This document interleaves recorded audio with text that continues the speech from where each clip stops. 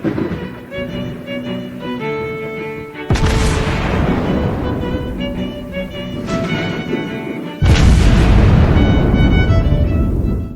everyone, and welcome back to World of Warships Blitz with Terry. Today we are looking at what I believe at this point is an upcoming Tier 9 premium Japanese. Well, it's a Battlecruiser for sure. I'm almost tempted to call it a supercruiser. But I think the embargo date was the 18th, so I didn't run it on Monday because I'm in Australia and I'm a little ahead of the European time and I'm not 100% certain. So just to be safe, I'm running this a little later. It still should be relatively fresh off the press information for you. So the Daisen, what is that thing then all about? Well, the little warship info box here says that it's some form of fast battleship. I think they meant to say battlecruiser at the time. And it's got a 1910s sort of layout. And it doesn't make an awful lot of sense. Why would you get a 1910 battlecruiser in Tier 9? Well, if we're looking at the World of Warships PC wiki, it makes a little bit more sense because this is apparently one of the designs that was used as part of the 8.8 program in 1916, where they had additional battlecruisers proposed, and this would eventually lead to the Amagi class that would actually starting to be constructed, but then didn't really happen because of naval treaties. But that explains the 1910 tech that we're seeing. And indeed, the Japanese had apparently drafted a couple of designs. I haven't really found too much on a very cursory glance. I still have it on my to-do list to look more into the actual Japanese archives, at least for these kind of draft designs, because that can kind of come in handy. But that's the sort of ballpark what we're talking about here. This is a Kongo successor and an Amagi predecessor, a Tier 9. Yep. Well then, the Daisen is not the first premium Japanese battleship that we're seeing at Tier 9. So let us do a quick comparison with what we have here. Well, the first thing we obviously want to look at is the Iwami. Have I done a review on the Iwami? I feel like I've done it, but I can't quite remember. Oh yeah, I think I've done. This was like a Japanese. It was a Japanese-German battlecruiser without the armor, but with the secondary overload. Well, the Daisen does not have that. What she does share is the absolute disregard for anything that would resemble hit points. Or armor, for that matter. This thing has effectively cruiser armor. Well, a little bit better, but super cruiser armor, really. And 50,000 point hit points is not an awful lot at Tier 9 when you get into Tier 10 battles. She is, just like the Iwami, a relatively fast ship with a 34 knot base speed, but the maneuverability is a bit worse. And the guns are technically the same, although they do get a marginally faster reload paid by a marginally lower range. The secondaries are not quite the same, although interestingly enough, these 140s are not bad with a 6.9 kilometer base range. And she does get 127mm auto secondaries, which made me think at first, like, oh, are we seeing a sort of großer Kurfürst thing here? No, these are garbage. The 100mm on the Iwami are actually better than these things. They are completely useless. What she does get, however, are torpedoes. And these are technically the same torpedoes as in the Iwami, but you get a lot of them. You get 16 of them, paying for it with a 2 kilometer range reduction. The AA is, for a Japanese battleship, actually not bad. It's even still a little better than the Iwami. That said, you are not an anti-aircraft ship, and if you get attacked by a carrier, you will die very quickly and painfully. And the concealment is a little worse than on the Iwami as well. The other thing that I would like to compare the Daisen to is the Prinz Ruprecht. Now, before we get into the details there, the Daisen has a very interesting gimmick to her, and that is the scout plane. This is the scout plane 2, which means you get a 16% range increase for half a minute, and you've got 3 of them. So this sort of compensates a little bit for things, and is probably not a terrible thing to have. It allows you to, in the opening stages of the battle, hang back a little bit more in safer positions, rather than rushing straight in and getting yourself killed, which is very, very easy in the ship, given that it has absolutely terrible armor and a very low hit point pool. But if we compare her to the Prinz Ruprecht, you notice that she also has a comparatively low hit point pool, but does come with a somewhat better armor plating. But it's kind of comparable. Like, it's a sort of ship that it looks like a battleship, but it very much isn't. And it's one of those types of ships that you can relatively easily focus down. The difference obviously being that the Prinz Ruprecht is more of a secondary focused ship. I mean, the main guns on the Prinz Ruprecht aren't bad, but the Daisen's guns are good, the 410s. And obviously the Prinz Ruprecht's 150s are somewhat superior to the Daisen's 140 mils, but they're not that different. Obviously the auto secondaries is where it drops off, and the torpedoes, the Prinz Ruprecht gets the better range, but the Daisen gets the faster reload and better torpedoes all in all. So it's sort of like a Prinz Ruprecht with worse armor and better torpedoes. I think that's, and not the lack of secondary overload. That's kind of how you can describe it. And yes, it's absolutely honking massive, so it's very, very hard to miss, which is a bad thing if you get into tier 10 games and things like Vermonts or Yamatos start looking at you funny. You get the choice between making your torpedoes a little better and making your guns a little bit better. And these are good guns. And the torpedoes don't really have the range to be sort of fired predictively early on. With 8 kilometers, you're not quite there. And you definitely don't want to get any closer in terms of position. So for most of the time, the main guns is sort of what you'll be relying on. And the torpedoes are more as an added bonus if you can, in the more mobile stage of the battle, finish something off very quickly if need be. So the guns it is.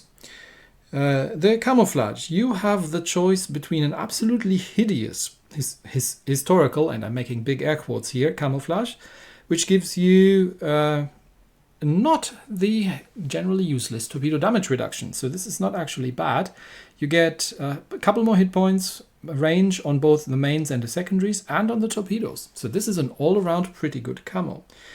You can also get the frankly better looking war paint alternative camo, which looks just like somebody has stuck all the flags on the ship and made it look a little Christmassy. But this, in terms of stats, is more focused on the main guns, which is not a bad thing. But I would say overall is the inferior camouflage in terms of statistics that you can get. Now, equipment-wise, you get a range of choices here, really. I have ended up using the auxiliary armament, just for getting a bit more range on the 140s. You can also use the secondary battery mod 1, which gives you better reload under 140s. You can really mostly forget about the auto secondaries. You can also get the main battery mod 3 for a bit better precision on the mains, because you don't get a precise aim, so it doesn't stack particularly well. But the dispersion can be a little hit and miss on these 410s without any kind of precise aim capability, so that's also not a bad choice. You could also go for reload on the mains. That will also not be a terrible choice. So there's plenty of choices that you have here that you can pick. I am using concealment because this is a very, very squishy ship, and while the base concealment isn't great, it's still a little bit, gives you still a little bit of a chance to not be instantly deleted at the onset of the battle, unless of course there's a carrier in there, in which point, well, good luck. Yeah, commander-wise, I've played 2 rounds, obviously, as usual, and I've used Old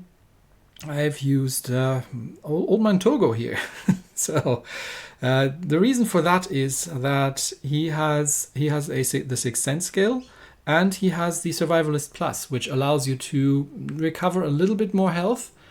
Because I find that if you have a ship that is, well, sort of built around a torpedo secondary loadout, and you can't manage to survive long enough to get within range of actually doing anything with your torpedo secondary loadout, I feel this is a bit of a wasted opportunity. So this sort of setup, I mean, you could obviously use Yamamoto for the APCS Plus. Right now we only have the regular APCS. But this kind of setup might give you a little bit more of a chance. Of course, you will have to waste some of his legendary skills. You don't get the Marksman Plus because it doesn't make any sense. And you can't really use the IFAG Plus because, well, you're not on a cruiser. And you end up with using just the regular APCS. But he's got the Giant Hunter Plus and you have lots of torpedoes. And the Sixth Sense skill is extremely useful for knowing that you're being shot at. But otherwise, it's sort of a hybrid HP tank, kind of British Battlecruiser style HP tank plus be careful when you're spotted and focus on the damage dealing sort of build. Well then, I think we've got pretty much everything covered. I will have a very brief look at the battle honors, but you know, it's a premium ship. So play 10 battles and cause 90,000 points of damage. It's very easy. As you can see, I've actually been spending some time testing this ship because this is, well, it's a very situational ship. Now, to be fair, I'm playing this pre-release, which means that everybody and their grandmother goes and like, oh, look, new ship must sink. And if you are in something that is very much not capable of being shot at and goes down very quickly, that often leads to very short and very frustrating games where I don't actually get a chance to show what the ship is capable of doing because everybody's shooting at me, and this is a ship that doesn't like that very much. But yeah, this is not a ship that is consistent. I mean, to be honest, just like the German battle cruisers as well. They're not like meta ships or something. They're more like, you know, they're great if they work, but you can also have relatively short games when the enemy team decides that you need to be deleted early on. Anyway, I think we've covered most of the basics. As usual, I have absolutely no idea when or how the ship is coming out. Given that it's a tier 9 premium, it's most likely going to be a sonar sweep or a crate or something like this.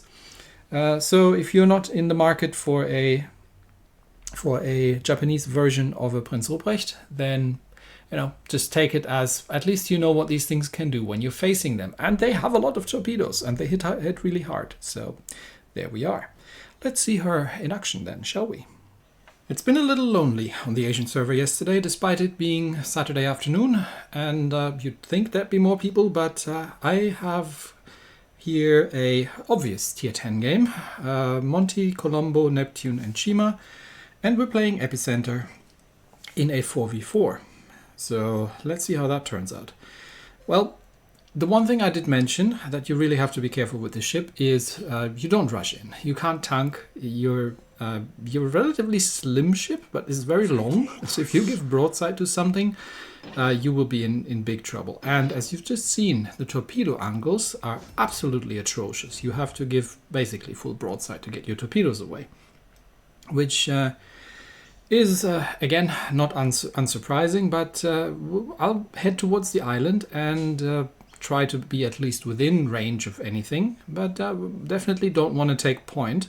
I'll let the bot destroyers do that, and we'll see what we can spot, but the island at least gives me a little bit of cover, and ideally you want to do things like run down flanks, hide behind islands, surprise people, because what you have is a huge amount of alpha damage. The torpedoes, obviously, because you've got 8 torpedoes on each side, but also the 410mm guns are really, really nice. These guns hit very hard, even in a tier 10 game. So we will hide behind that island here and wait until we actually figure out what's going on. And yes, with the scout plane, you can obviously use that to extend your range if you want to shoot at targets that are further away. Like that battleship over there. Is that a battleship? I'm not sure what it is, but whatever it is, it just ran into something. There's also the Colombo over there, and we've got a couple of bot destroyers that I'm not going to pay too much attention to. But these guns reload reasonably quickly, and it's a Montana. If they are, and that's a Shima actually. What's the Shima doing back there? Well, he doesn't want to take on the bots if he can avoid it. Okay, we've got a second salvo away. And we will start using the secondaries on these bot destroyers, try to get them out of the game, because sometimes they do torpedo, so Don't necessarily want to be dealing with that. So let's just back off a little bit and pepper them with secondaries. I don't need to use the torpedoes for those because they're already dead. So that's happened. There is a Christopher Colombo out there though, and there's still the bot Shimakaze behind me. I think I can let the auto secondaries deal with the bot Shima.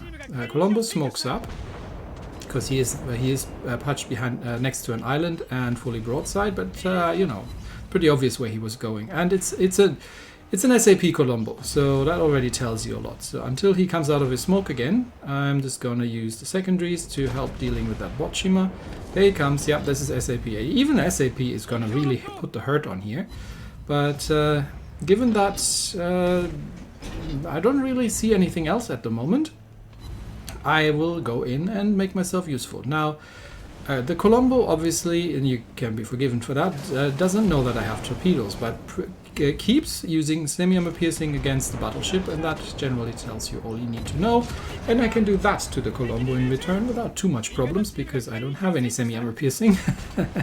And now he gets distracted and is using the SAP on another target. So that's Neptune over there. There might be Neptune torpedoes in the water, and he's run into an island, which is saving him from running into all my torpedoes, unfortunately. Is he turning? Which way around is he turning? Now, I've turned the ship around to get the torpedoes on the other side away. So we'll see if we can finish off the Colombo, who has gotten distracted by a bot. And it looks like he is turning to starboard. So we'll see if the We'll see if the torpedoes will find their mark, or did he turn? He's smoking up again. Now he doesn't have anything else to shoot at, and I think he turned the other way. Oh, that's unfortunate. That means my torpedoes are gonna miss. But no matter. Like we can finish the Colombo off with the guns. He's on double fire, and I think we can get a secondary kill here maybe.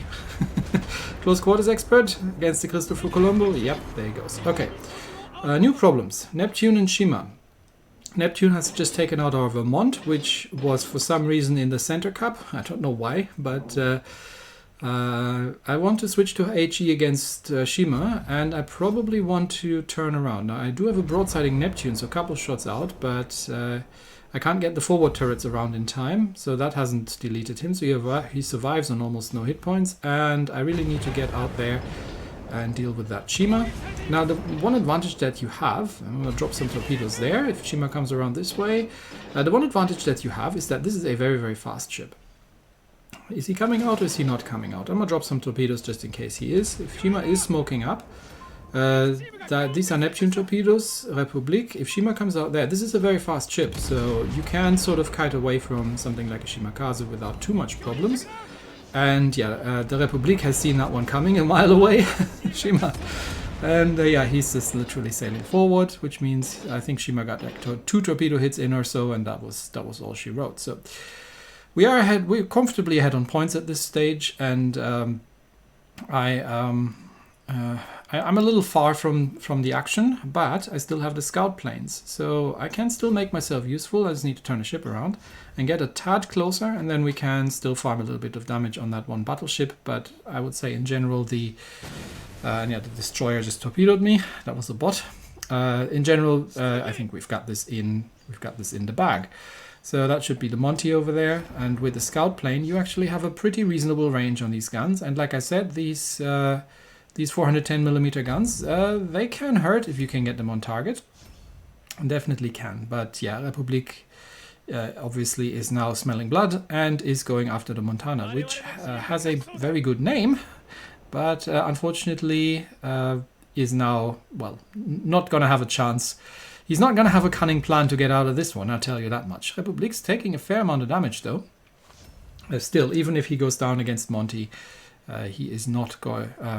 They're not going to win this because we're holding the center cup and we're 400 points ahead with 40 seconds to go. So this is sort of what you want to do in this ship. The main guns are really, really nice. Oh, it's Blackadder Down Under. G'day, mate. Well played. I like your style. The guns are really nice. The torpedoes obviously are really nice, and I have no idea why I triggered the heel there. That was a mistap. The torpedoes are really nice, and the secondaries are really nice as well. But you pay for it very, very much with the lack of any kind of defense, and that makes it can make it a relatively situational ship to play. But you can make yourself quite useful to your team, even if you're running low on hit points. You know, just sail further away, extend your range with a scout plane, and drop some lead. But you can get the occasional close quarters expert in the ship without too much trouble as well. So very usable secondaries. And the second battle, we're actually top tier for a change, which is very much appreciated. And we are facing Shokaku, Iowa, Roma, Monarch, Bayard, and Yugumo. I think that is Iowa and Yugumo. So 2 tier 9s on the enemy team, 2 tier 9s on our team, not counting the bot, it's just the bot. But it's a carrier game. But unfortunately, it's a tier 8 carrier. Still need to be somewhat careful. And it's the Okinawa map. I have a mission from my Discord server to go and do a map tactics video about the Okinawa map. And I'll get to that at some point. But for now, I had my slate full with the reviews that were queued up. And I need to actually catch the map a couple more times to actually get enough experience with it. But where am I gonna go? Now, it looks like that's a Cleveland and, what was it, Östergötland on Östergötland on the right flank. So given that we have 2 battleships, well, I'm a Battlecruiser really, I'm gonna switch flanks here. Because that bot is going B-cap. The Östergötland is going B-cap, which means that Cleveland is going to be very alone over an A-cap, and that's not going to end well. So let's make ourselves useful, shall we? Let's see if we can get a couple hits out on the Wichita, but it's a bot. It's not hugely dangerous, and we actually landed short. I don't know what that bot was doing. There's a Monarch, okay, that's and there's Roma back there. Good to know. Bot's going to die, but we might as well help with it. Since we are here, and he's in secondary range, so don't forget that you have secondaries. You can make yourself quite useful with those if it comes to a close quarters fight.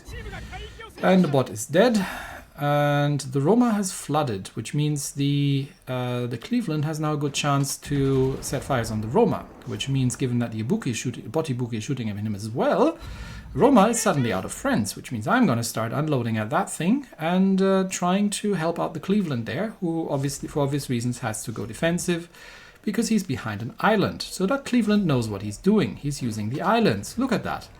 Which means I'm actually rushing in at this point. I mean, I can't tank per se, but yes, Roma is shooting at me. Perfect. Don't shoot at the Cleveland. Shoot at me. That's what I want. And Roma goes, okay, you know what? Too much opposition, and Roma is not wrong.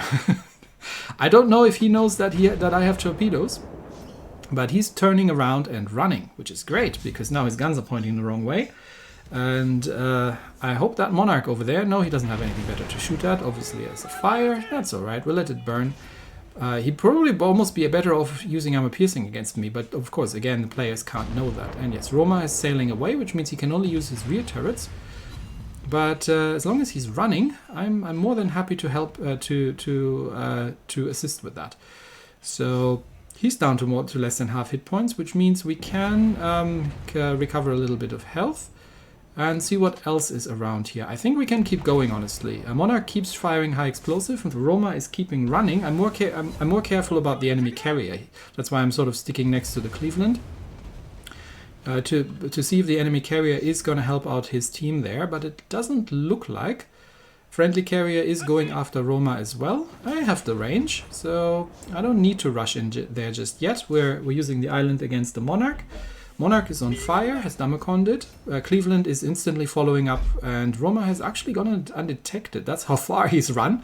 So in that case, we'll do the... Oh, no, there he is. In that case, we'll do the... You know what? I'm going to help the Cleveland with the Monarch. Let's see if we can distract the Monarch and get him to shoot at me rather than at the Cleveland.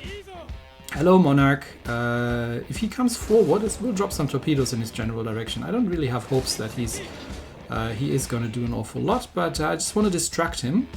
And then we get back to shooting at the Roma, who is doing the whole thing from range, but... isn't doing an awful lot. And this is the HP build with the legendary captain, so I'm able to actually reload recharge a fair amount of hit points. Monarch, are you going for me, or are you going for my Cleveland?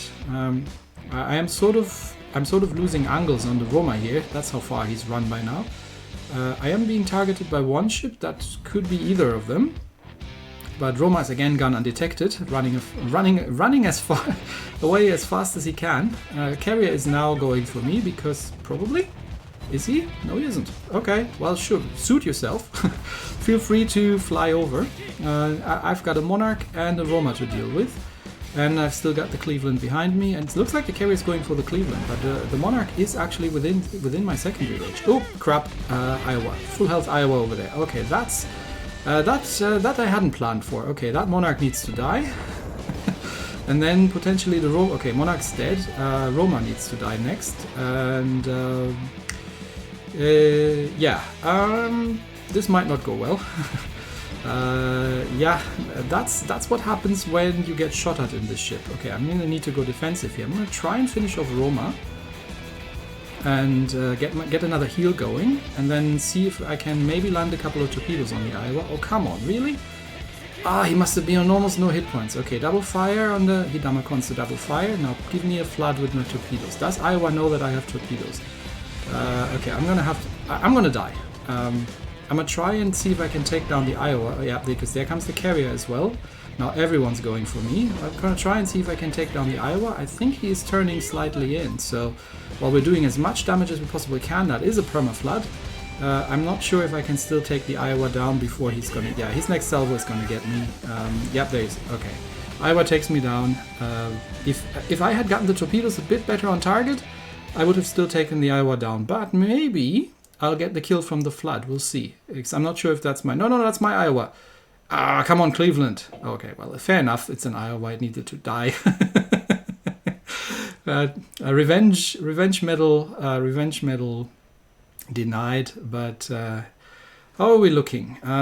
We've got the Bayard here. Cleveland looks okay. Cleveland goes. We've got the Black Gascogne coming back in there, and we've still got the carrier. So Cleveland can AA himself. Le Fantasque is committing suicide by Bayard. Oh, that hurts. And Mr. Goodland is suddenly running away. But the Cleveland, very smartly, parks himself within the capture circle. Mr. Goodland, you don't need to kill the Bayard. You just need to not die. That'd be great. The Cleveland smartly is parking himself inside the capture circle. And yeah, Mr. Goodland's torpedoes coming in. Bayard taking one, but obviously avoiding the other ones. And Cleveland is not dying and now is doubling up his AA and using the Black Gascogne for meat shield, while the carrier goes for the... Where's he going? He is going for the Cleveland or for the Gascogne? Anyway, Gascogne takes down that low health Roma that had escaped me, has been running away from me for half the game. And it looks like carrier is going for the Gascogne, not going to help you. And Cleveland can help out with some AA, and he's missed his torpedo strike. So there we go. But this is the sort of Battlecruiser playstyle that you can have, and this would have been extremely similar in a Prinz Ruprecht. But if you want the Japanese version with the more punchy guns, and these guns are really, really nice, the punchy guns with the range option, then you're very much in good hands with the ship. Just be aware that you have absolutely no armor, and if anything starts shooting at you in earnest, you're going to go down very quickly. So the key is to kind of know what you can and can't do, when you can get out there and do as much damage as you can. But it's a fun ship. It's not a consistent ship, obviously, because more often than not, you find yourselves in a situation where you can't do these sort of things. But when she works, it's really a lot of fun. So yeah, treat it like a Japanese Prinz Ruprecht at tier 9, and stay away from them Vermonts and Yamatos, because they can make your life very short and interesting indeed. And that's it for me today. Thanks, everybody, and I will see you next time. Bye-bye.